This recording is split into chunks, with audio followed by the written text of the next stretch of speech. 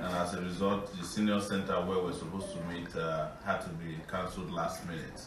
But this is a blessing in disguise. The reason is that this, for me, is even more personal and intimate way of having the interaction that we need here today. I'm very, very happy to see you in Edmonton. This is my first time here, but not my first time in Canada. So we are moving so fast between Nigeria and other parts of the world that sometimes those who are following us are confused about how fast we are moving. You know, because last week, about this time, we were in Jalingo, and that's, by the way, the end of the Nigerian wall on the other side. And then we were in Yola, before you know it, we're in Jos. But what happened, like Dimeji rightly mentioned, there is no value for life. Some of the places we went to, a lot of destructive damage happened to them. You're wondering if we're actually there. I won't be surprised if some of the people we addressed last week have been killed already. In Plateau State. But that is the reason why we are moving so fast, so that we can take our country back very quickly, so that we can avoid some of these unavoidable deaths. You also heard about what happened in Lagos 3 days ago. A tanker had a brake failure, and before you knew it, it had killed over 9 people, burned 54 cars. But I'm getting pictures now that show that more people are probably going to die in the next few days, because they have 12-degree burns, and we don't have hospitals that can handle those levels of damage to the human body that's happened to them. So we're likely to hear of more deaths of even permanent disability of the persons who are victims of that. So there's not much to say. Someone was telling us that we don't need to prove anything anymore. But I know that we need to strategize more on how to take the country back, because the cabal in place, both at the federal, state, and local government levels, are somehow well organized. But one thing that we have been able to do in these last 4 months that we started our Take It Back movement, and I declared as an aspirant, is that we have overwhelmed them. Overwhelmed them in such a way that places that they thought we could never go to, we've been there. And it's amazing the reception that we're getting across Nigeria from young people. I have never been to Jalingo before, so you can imagine my surprise when we got to the city gate and there are about 200 young people waiting for us. Just like we are meeting here today, they were waiting at the entrance of Jalingo. And between Yola, Damascus and Jalingo is supposed to be about an hour and a half. It took us about 5 hours, because the roads are really, really bad.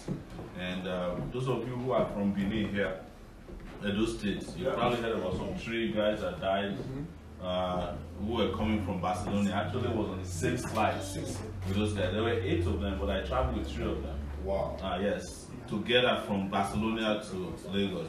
If I was going to Benin, I would have probably been in the same bus, because it was so nice to me. I would have traveled the same bus with them. But again, that is how Nigeria destroys its best. And we have had this conversation between, and there is accident waiting to happen. It could take almost half of Lagos if there's an explosion. There are trailers back from Ojuele back to Apapa as well. The same thing. It's just all these things are disasters waiting to happen. But everywhere you turn in Nigeria, the entire country is a disaster waiting to happen, because we have a disastrous leadership in place, and we must change that right away. And that is the reason why we're here to talk with you. There are 10 million Nigerians in the diaspora, 10 million. And we formed what I like to say the Social Security Department of Nigeria. We are the ones funding, college education, funding weddings. We are the ones funding our parents who are doing naming ceremony. We are helping people build houses. We are funding the old people so that they can have some, life. We, in some cases, are even funding infrastructure, helping people to build roads, schools. It's become so congenial, our support for the system, that sometimes people ask you, what have you done? Even things that the Nigerian government is supposed to do, they expect us to do it.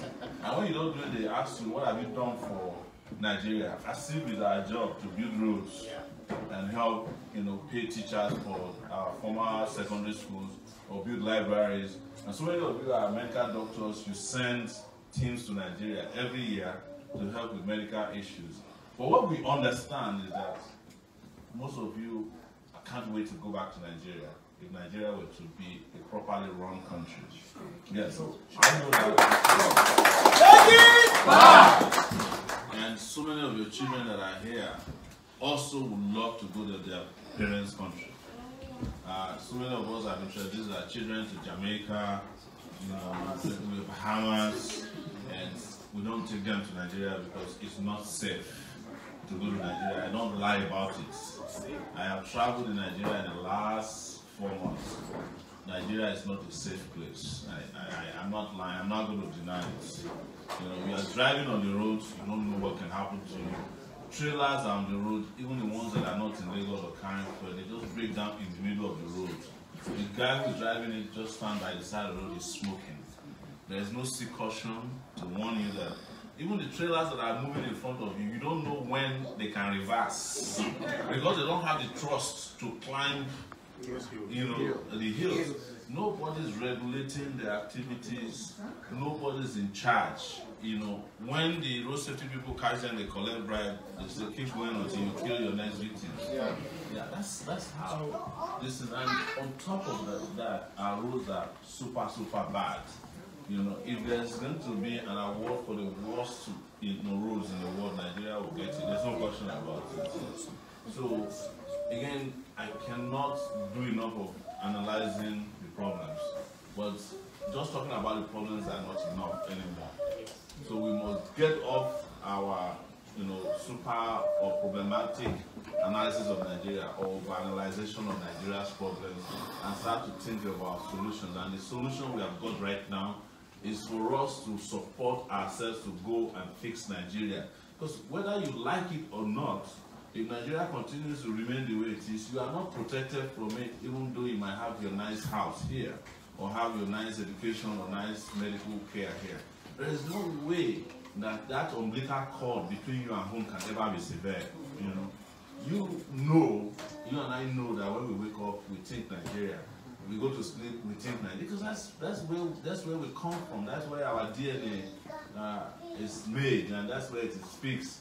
It doesn't matter how much you want to run away from Nigeria's problem. If you don't fix it now, you have to fix it later. That's the truth, because if Nigeria continues in the hands of the current leadership as we have it, and something goes wrong, you have to move all your family members out of Nigeria. Temporarily, maybe to Ghana, and eventually you have to be responsible for moving them somewhere else. So why don't we, before it's too late, just take over now? Fix our country. There are countries around us that have shown that there are examples of leadership around us in places like Ghana that shows that Nigeria can walk. Take it back! Now, even Benin Republic, they have 24 hours electricity. And yes, I'm not a neighbor. People who are making movies in Nigeria, that is where they go and finish the editing after they finish shooting. They go to Benin Republic. Togo is better than Nigeria. This is the truth. So let's just work together. Let's support this current movement we have and take Nigeria back from this very corrupt, old, tired, and irresponsible leadership in the country. We have all kinds of crises in Nigeria. The latest is the Fulani herdsmen farmers crisis, you know, but that's not the only problem. And you imagine that if you go to the southeast, the federal government has already declared IPOB a terrorist organization, but you cannot declare Fulani herdsmen a terrorist organization, even though internationally they are regarded as a group that is the number 4th most terrifying organization around the world. Our government is there every day helping to massage the problem. So this is the reason why we need a different kind of leadership. We need a complete break from the past. I know you guys have a lot of questions for me, and every day from your questions I get more wisdom and knowledge about what needs to be done. What is amazing though is that while you are asking me the questions, you have the solutions. Because in this room, we can find an engineer that can close his eyes and fix the road from Lagos to Ibadan, or perhaps to Kano. You can design it in your head and know what to do. Inside these rooms, there are doctors who can give you the best medical advice, one, or who can actually do the kind of surgery that is not known to anywhere else in the world. Nigerians. Inside this room, there are people who are tunnel engineers, who could help us with trains that will go underground around congested cities like Lagos. There are water experts in this room. Most people here are energy experts. You know how to take oil from the ground, refine it, and make it into all the things it needs to do, including our hair cream. In Nigeria today, our crude oil is taken from the ground, put on a ship, taken elsewhere for refining, and they bring only one product back, gasoline. Take it to a country that doesn't produce. So countries like Ivory Coast has got refineries. They don't have as much oil as we do. Countries like Niger has refineries. And what will surprise you is that all these refineries are owned by Nigerians. And when they take it out, they come back with only petrol, as we call it, gasoline, as they call it over here. And we still pay more for that gasoline than. So the cost of a barrel of petrol returned back to us after refining is more than the cost of the crude taken away. But you know, for a barrel of crude, you can that is sold in the international market for about $72 now. You can actually make $1,300 from the barrel if it is refined locally. That's how much Nigeria could have made. But nobody is thinking about that. They are not interested. They also don't have the capacity to do it. That's the truth. So I could keep going on and on and on and on about the expertise that is available in this room. But what I can tell you is that right in this house, in this room, there are enough people to help us manage Nigeria into a successful country. So what do you need to come back home is the reason why I'm standing in front of you today. I know what you need because I have also lived out here somewhere in the US for 19 years. For those of you who may not have known, I'm the guy who is notorious for publishing on SAHARA reporters. And that's what I've done for 12 years. And before that, I was a student union leader. And in my travel in Nigeria recently, I'm surprised at how many Nigerians understand the problems. Even the people you think are stupid in the villages, they understand what is going on in Nigeria. They are very politically conscious. But they've never found somebody they could trust. So when the politicians who have money come to them, they will collect their money, they will support them. And they said, who else can we support? When we went out there, they also were surprised to know that traditional rulers who we thought never heard about us were just saying, we know you now. The Alafin of Oyo even said it in Yoruba that Otunia Okeshe Poloko. I understand what he's saying, that don't think I don't know you, I know you. So people know the kind of leaders they want. But the real leaders that should be out there canvassing for votes are too afraid most of the time.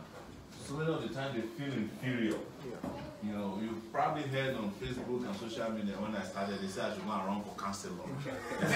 You know, some of them said, okay, we can manage you as House of Rep. One guy said, you know, if you go to the Senate, you'll be able to make laws. Some said, you know, why don't you keep doing what you do? You know how to do very well. So the question I asked them, well, before the question, what I understand is that when people are oppressed for too long, they are implanted with all sorts of buttons inside their body. And some of them are panic buttons, some of them are, you know, inferiority complexes, some of them are fear. Just a lot of people are afraid to even make a move. Some told me that they never knew that if I are not from the north, and you are not Hausa Fulani, you can be Nigeria's president. Some say that if you are Yoruba, you are not from Egba, they didn't know that you can be president because only Egba people always produce the president that comes from the southwest. And some say, no, we didn't know that if you are not a militant from the Niger Delta, you can be supported as a president. These are the implants of a variety of psychological oppressive mechanism implanted in the heart of our people. You don't need to press it. The moment you put out the signals, they'll just start panicking on their own. But we've gone past that now. A lot of people have come to accept that we can make this happen. And that is the reason we are here. We need your support. We are not going to lie about it. And the most difficult thing I have ever had to do in my life is asking Nigerians for support because it is interpreted in different ways. Quick announcement. Yes. You're looking for someone that parked his car or her car. It's a Chrysler. Blocking the garage? Yeah. Okay. If it's a car that's parked there blocking the garage, we'll just transport it to Nigeria for us. And around for his company. Thank you. This is a Toyota product. Anyways, just to wrap up, because I've learned that there's going to be more questions while we're here. And as you can see, the aroma is coming from the back of it's going to be a lot of barbecue today. I hope you have Gary too. We can all do that. So it's a pleasure to be here. We want to ask for your support, and we are going to do so unapologetically and without shame this time around, because you know that you can support us. When we have a GoFundMe page, our desire was to get on that GoFundMe page $2 million, which means $200 each from 10,000 Nigerians. We know there are more than 10,000 Nigerians out there. There are 10 million Nigerians in the diaspora who are doing very well, legitimately. And we want you to chip in. And someone told us that there are people here in Edmonton that actually can afford $1 million. Just one person. Yes. You know, as the pastors we say, if you are the person, the spirit has already identified you.